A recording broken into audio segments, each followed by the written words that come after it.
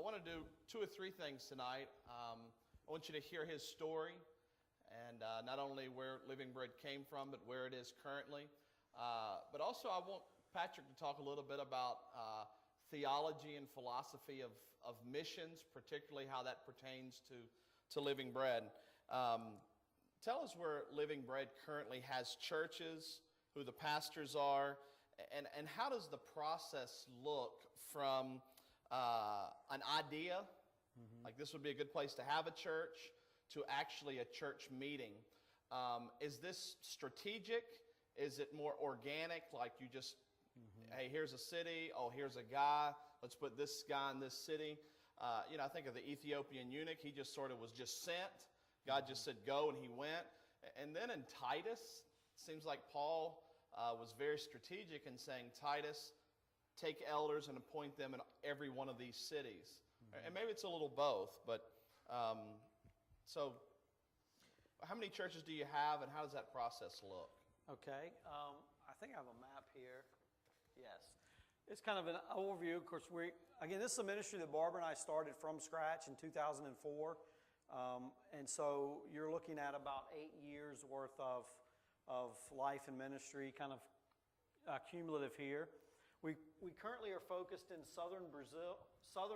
Now, our vision is to expand throughout Latin America and the world. But we're in this southernmost state of Brazil called Rio Grande do Sul. It borders Uruguay, Argentina, and Paraguay. And here's an outcut. Here, where this dot is Porto Alegre. It's the capital of Rio Grande do Sul. It is the metropolitan area of this city is approximately 4.5 million people. So think Philadelphia-ish. And this city, again, we're working among the people living in the slums, the urban poor. And in this city, we have planted 6 churches. And then these other 2 cities, this is Capão da Canoa, and this city is called Torres.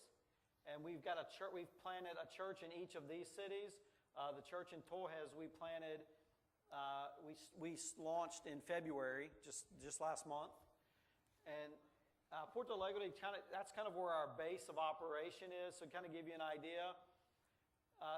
You hear about Brazil being a reached country, and if you go to Brazil and you look at Rio and Sao Paulo, which are in this vicinity, you see like a 7% evangelical population. But in the south, from this area down, it's much less evangelized. This state that we're in is the least evangelized region in the country. This city Porto Alegre is the least evangelized major city, and it's between 0.3 and 0.8% evangelical. At the same time, it has the highest concentration of animism. So it's the least evangelized and has the most... Explain animism. Animism would be a folk religion. Probably the simplest way to describe it would be to think voodoo, African religion. So it would be, the basic premise is that there are good spirits and bad spirits, and we channel the spirits. Well, we don't, but the people would channel the spirits to gain power.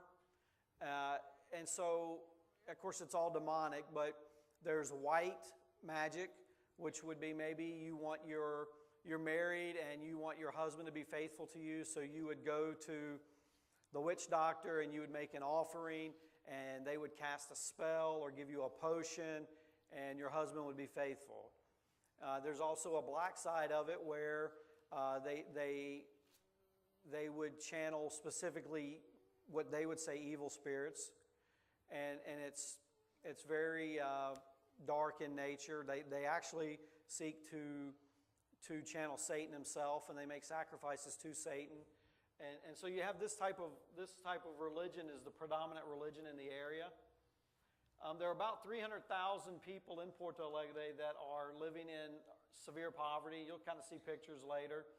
But think the statistics of people living on $1 a day. That's basically what we're talking about.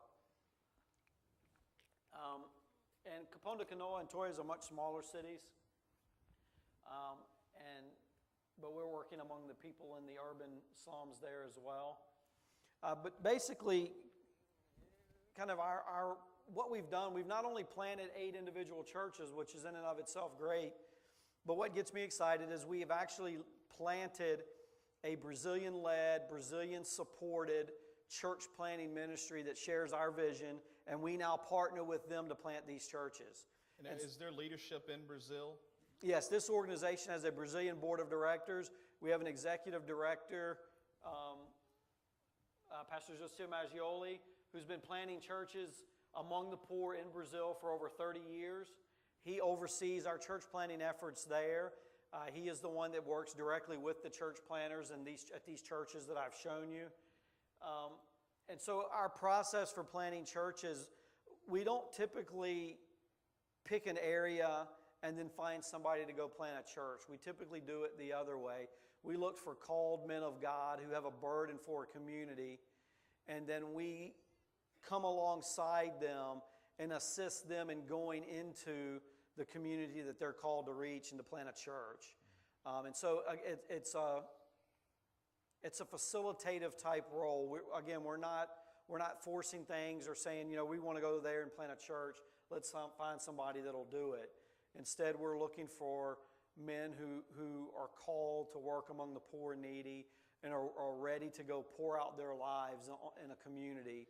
And then we call them, they become a church planter missionary for this Brazilian organization, Ministério Pão Vivo.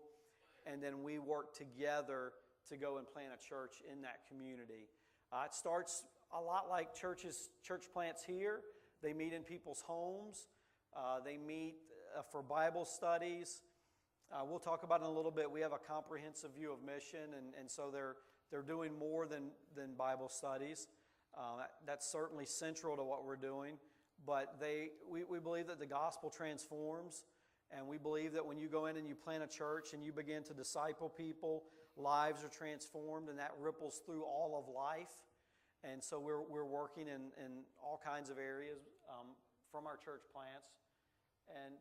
But basically we go and we equip these church planters and the people that they begin to reach with the gospel to just pour out their lives in their community and to reach people and to minister people in a comprehensive way.